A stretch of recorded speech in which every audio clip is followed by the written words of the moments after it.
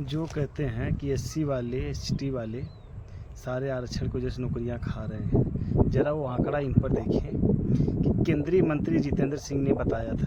उन्होंने जो कहते हैं कि एससी वाले एसटी वाले सारे आरक्षण को जैसे नौकरियां खा रहे हैं, ज़रा वो आंकड़ा इन पर देखें कि केंद्रीय मंत्री जितेंद्र सिंह ने बताया था।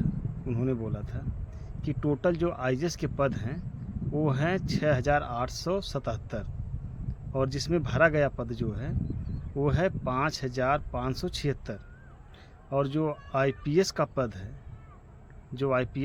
है वो है 5099 और जिसमें भरा गया है वो है 4594। इसी तरह आईएफएस की जो पद है वो है 3193 और जिसमें भरा गया है वो है आईएफएस के पद जो भरा गया है वो है 2164। इसमें आईएएस की जो हिस्सेदारी, आईएएस में जो हिस्सेदारी है एससी एसटी ओबीसी की, जिसमें ओबीसी के जो आईएएस हैं वो हैं 245 और एससी के जो आईएएस हैं वो हैं 135 और एसटी के जो आईएएस हैं वो हैं मात्र 67। इस हिसाब से देखा जाए तो 8% से कम है इनकी हिस्सेदारी एससी एसटी ओबीसी की आईएएस पदों में।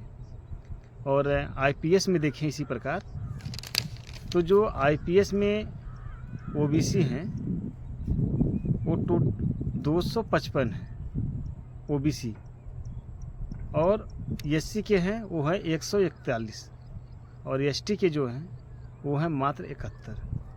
अब इस हिसाब और एसटी के जो हैं वो हैं मात्र 71। अब इस हिसाब से देखा जाए तो जो आईपीएस में इनकी हिस्सेदारी है एससी एसटी ओबीसी की वो 10% से भी कम है। आईएफएस हैं टोटल 2164 जिसमें ओबीसी एससी एसटी की टोटल जो हिस्सेदारी है वो है मात्र 374।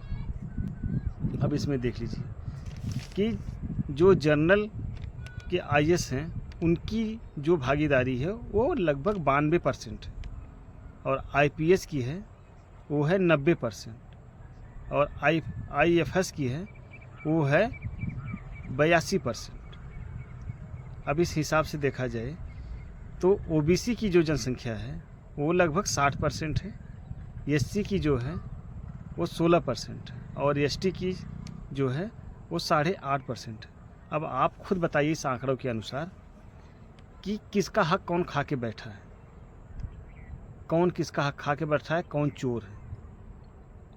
आप इस आंकड़े के अनुसार देख के बताइए।